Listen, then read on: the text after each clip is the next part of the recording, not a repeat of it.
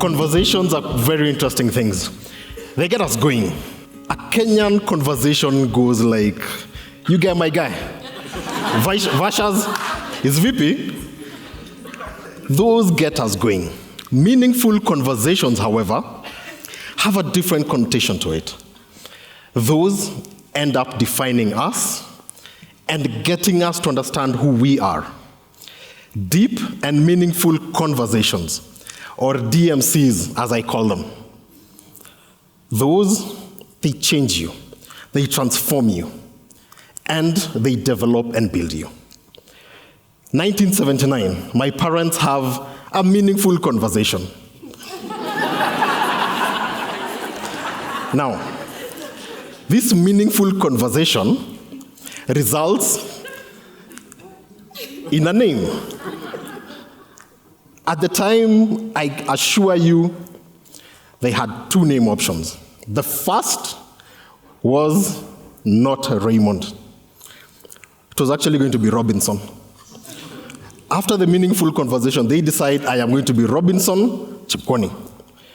What happens next is my dad goes to the office of hatches, matches, and dispatches, which is where you register all your births, your marriage, and your death. My dad has a meaningful conversation with himself. At the time, the biggest blanket manufacturer and the suit that defined you was made by Raymond's. So, what does my dad do? He writes there, Raymond Chepkwony.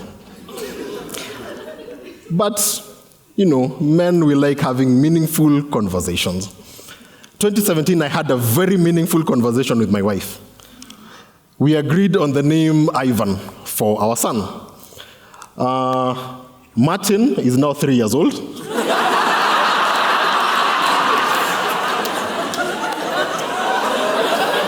And he's my second-born son. In 2014, my dad called me. Dad calling me is nothing strange, but this time he wanted us to meet, and he wanted us to meet at a restaurant. Not meet at home or meet at my place. He wanted us to meet at a restaurant. He had just done his annual checkup. He tells me, Ray, I've done my annual checkup, and the results are not good. They say they need to do further tests. What further tests, Dad? Prostate cancer further tests. This was a deep and meaningful conversation I was having with my dad for two reasons. One, he was confiding in me.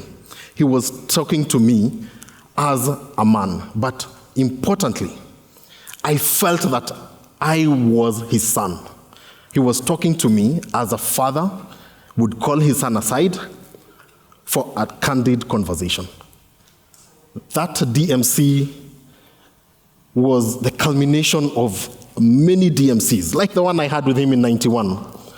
I had been, a fairly average student, but I was 11 in a class of 12-year-olds in class 7. I was pretty smart, no? But in modern day terms, I was being held back. You know what that means, right? I was being asked to repeat a class. So I was being asked to repeat class 7, and this time it was not a DMC. It was a conversation. It was an instruction. Ray, you need to repeat class 7.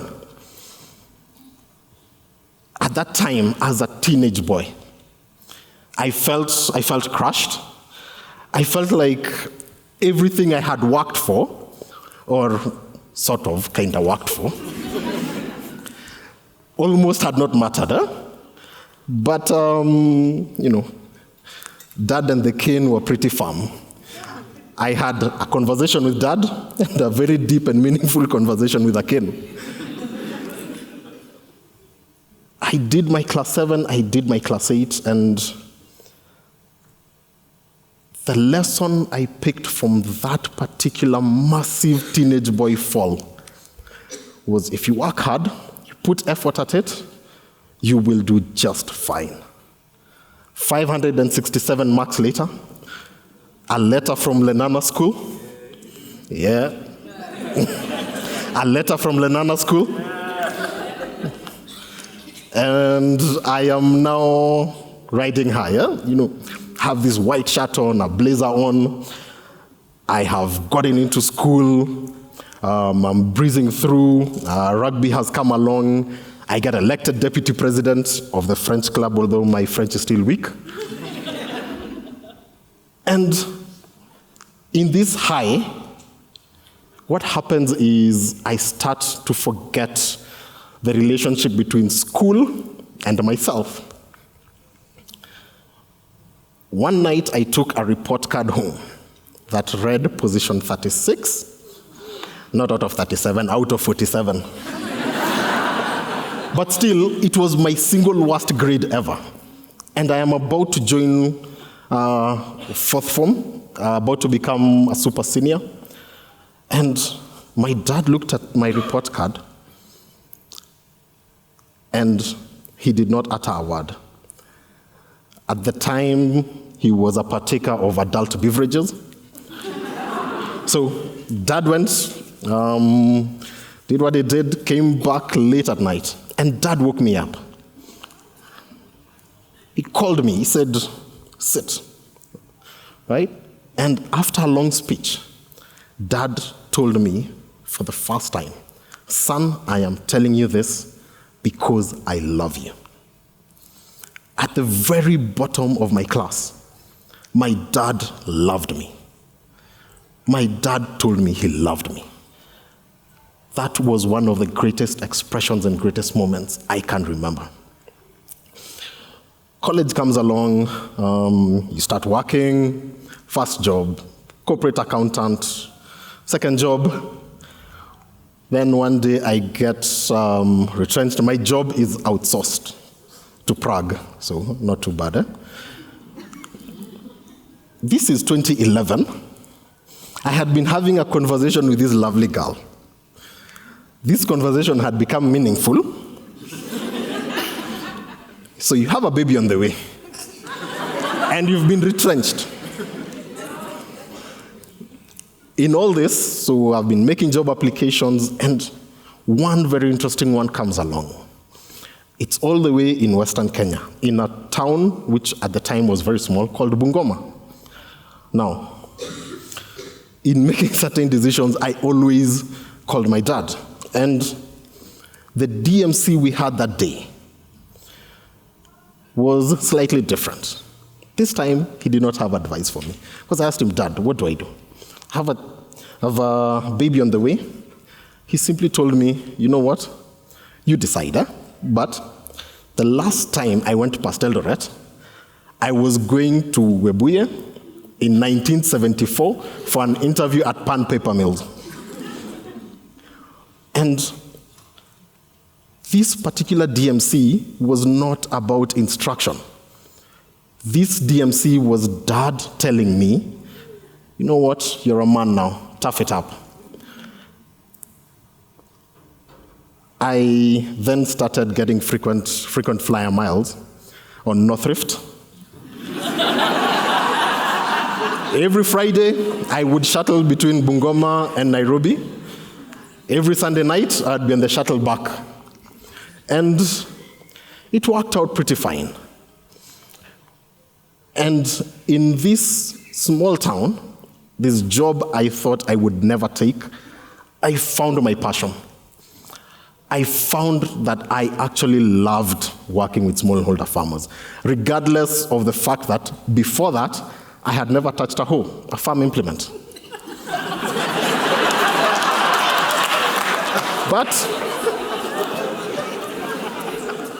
I was now working with smallholder farmers. I was getting so much joy and so much pleasure out of impact. And in all these things,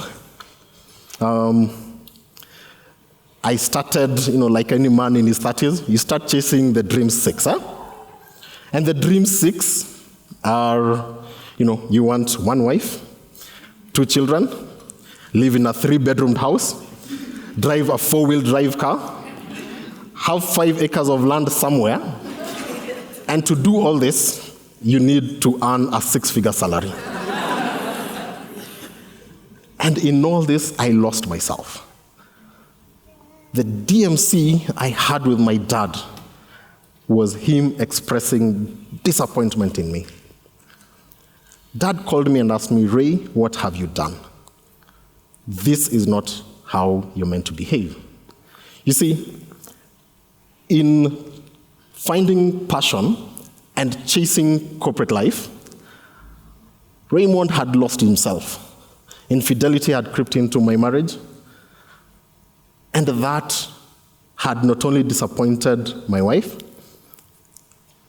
disappointed myself, but it led to a very different DMC with Dad. Now, in all this, you can clearly tell Raymond has fallen a number of times. Raymond has fallen first by not being called Robinson. Second, as a teenage student, being asked to repeat a class. Third, as a husband. But in all these falls, there has always been a rise. A rise that, as a teenage boy, I learned that you need to work hard and be purposeful in order to succeed. As a husband and as a father, that I need to provide. Even if it means going out of my way, I need to provide. In my career, finding passion and purpose in doing what I do.